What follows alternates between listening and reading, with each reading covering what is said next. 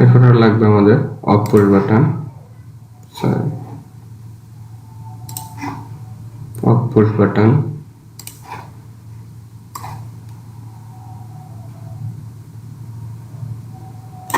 এরপর লাগবে on push button,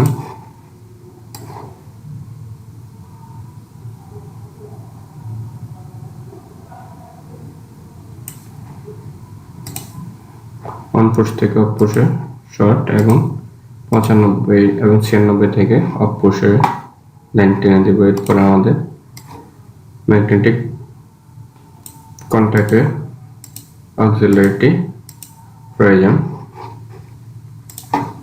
সেটিও কানেকশন করে দিচ্ছি 3 নম্বরটি এবং কে। এরপরে ম্যাগনেটিক কয়েল,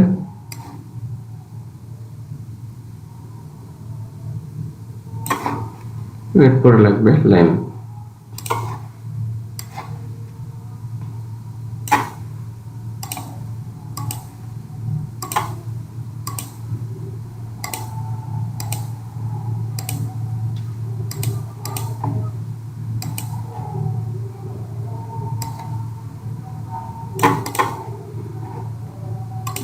এরপরে আমরা 4 নম্বরটিও একইভাবে করে ফেলব। চলুন, প্রথমত আমাদের লাগবে ওভারলোড রেলের 95 এবং 96 কানেকশনটি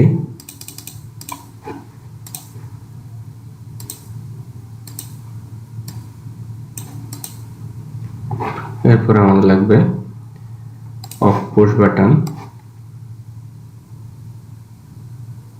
এরপর লাগবে অন পুশ বাটন,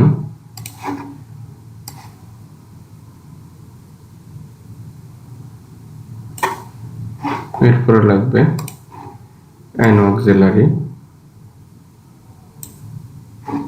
এটা হবে যে 4 নম্বর কে। বরাবর মতো কানেকশন গুলো একই রকমের হবে।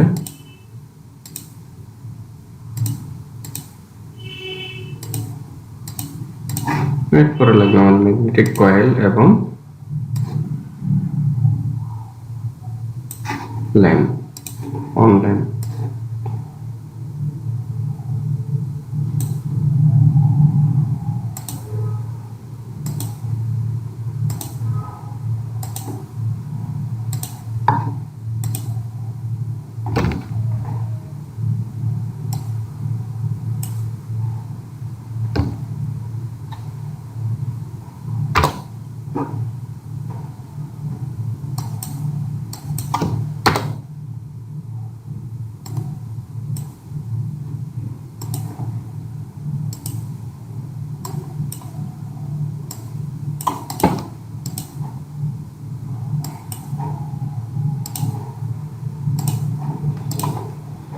আমাদের মেইন কন্ট্রোল সার্কিটটি হয়ে গেল। দেখি কাজ করে কিনা।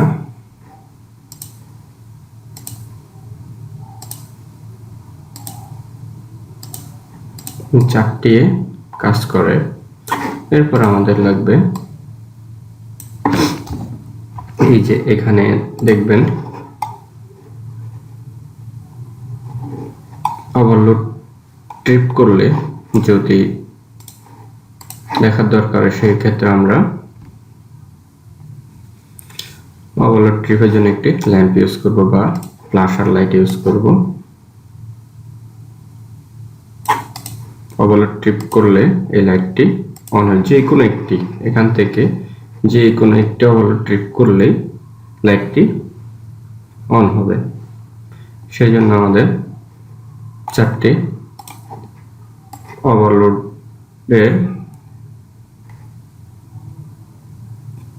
অক্সিলারির প্রয়োজন হবে, অর্থাৎ 97 এবং 98, 97 এবং 98,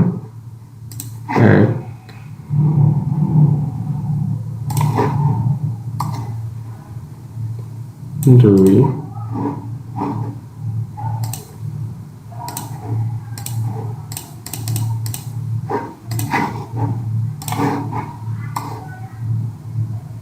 3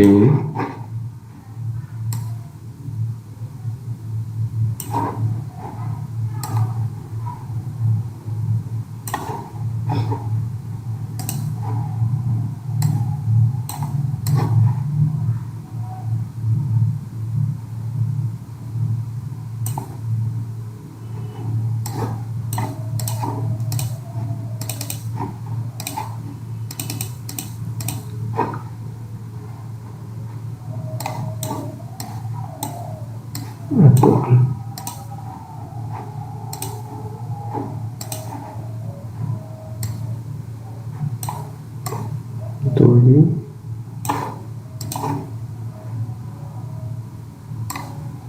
3 আরেকটা লাগবে 4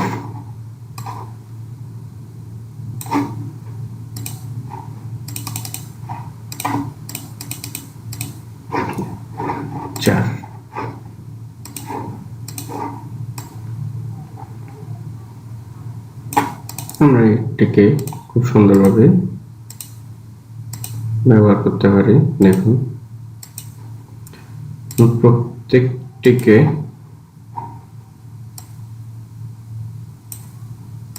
শর্ট করে নিলাম, অর্থাৎ প্যারালাল করে নিলাম। প্যারালাল করে এই যে মেইন কানেকশনের সাথে জুড়ে দিলাম। দেখুন এখন দেখবেন কোনো একটি ওভারলোড ট্রিপ করলেই এই লাইটটি জ্বলে উঠবে এবং এখান থেকে লাইট বন্ধ হয়ে যাবে।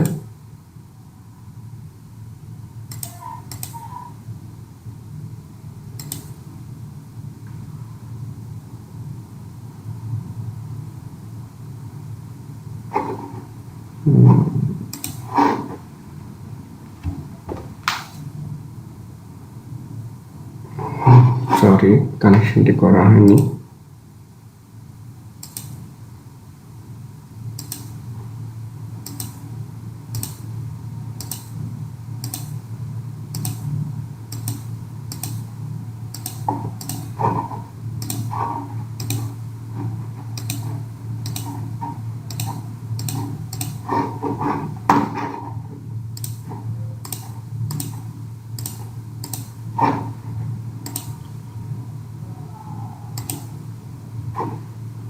যে কোনো একটি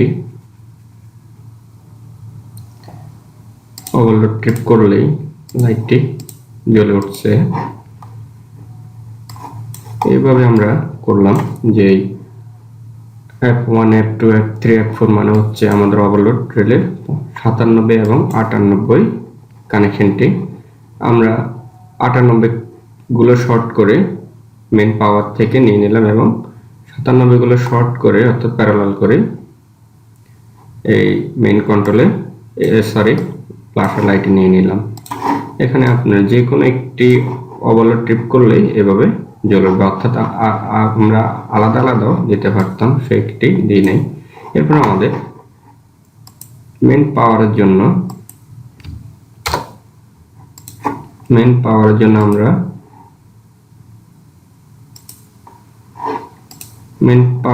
আমরা তিনটি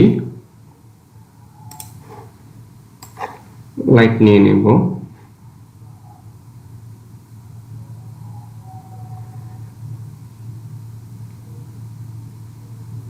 তিনটি লাইট দিব, 1 2 এবং 3। এগুলো আমরা এখানে দিতে পারি। 1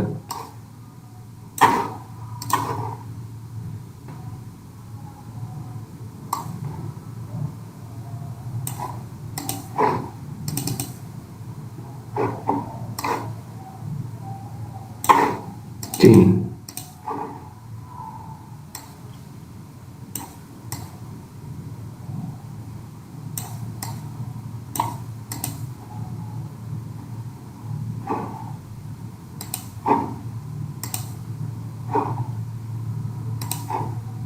তিনটে লাইটের সাথে নিউট্রাল কানেকশন করে দেব এবং লাইটগুলোর কালার প্রথমটা রেড, দ্বিতীয়টা হচ্ছে ব্লু এবং ইয়েলো, তৃতীয়টা হচ্ছে ব্লু করে দিচ্ছি যাতে আমাদের তিনটা পেজের তিনটা কালার, প্রথম পেজ, দ্বিতীয় পেজ এবং তৃতীয় পেজ কানেকশন করে নিলাম।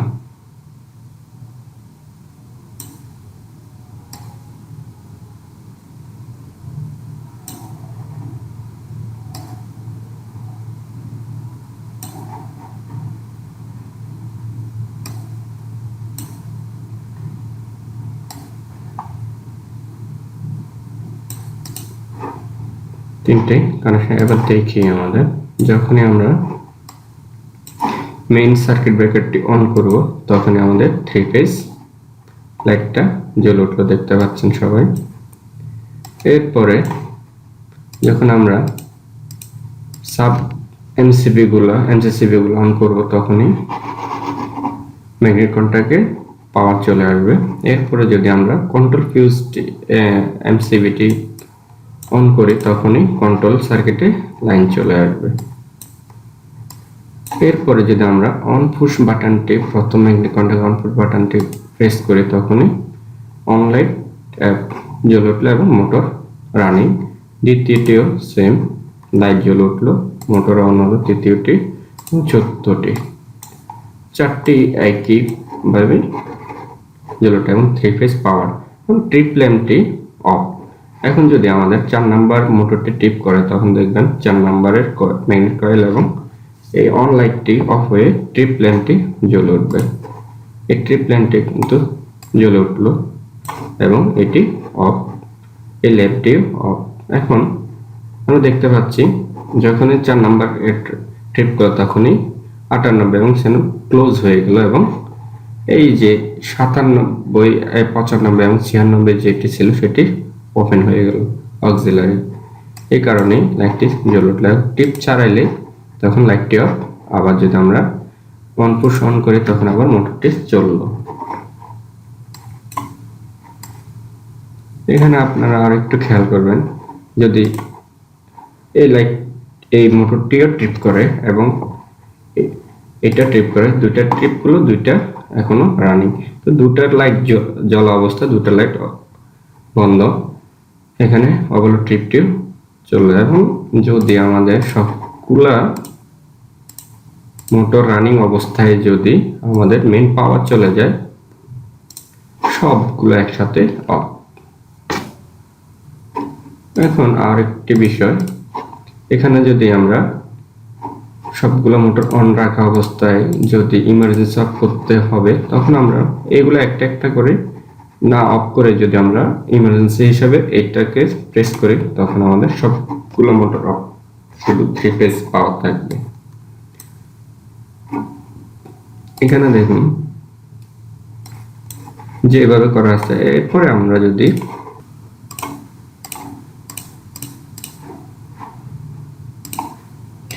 এভাবে মূলত কন্ট্রোল প্যানেল বোর্ডের ওয়্যারিং ডায়াগ্রাম করা হয়ে থাকে। আশা করি বিষয়টি সবাই বুঝতে পেরেছেন। যদি কোনো রকম প্রশ্ন থাকে এই বিষয়গুলো জানার জন্য তাহলে আমাকে পার্সোনালি নক দিতে পারেন অথবা কমেন্টস করে জানাইতে পারেন। কোন দিক থেকে আপনার বুঝতে সমস্যা হয়ে থাকলে আমি বিষয়গুলো পরিপূর্ণভাবে বুঝিয়ে দেওয়ার চেষ্টা করব। যেহেতু আমি নিজেও একজন ইঞ্জিনিয়ার না, সাধারণ একজন মানুষ, বা ইলেকট্রিক্যাল কাজ সম্পর্কে সামান্য একটু ধারণা আছে, সেহেতু আপনাদেরকে যতটুকু পারি হেল্প করার চেষ্টা করব। ধন্যবাদ সবাইকে ভিডিওটি দেখার জন্য। আসসালামু আলাইকুম।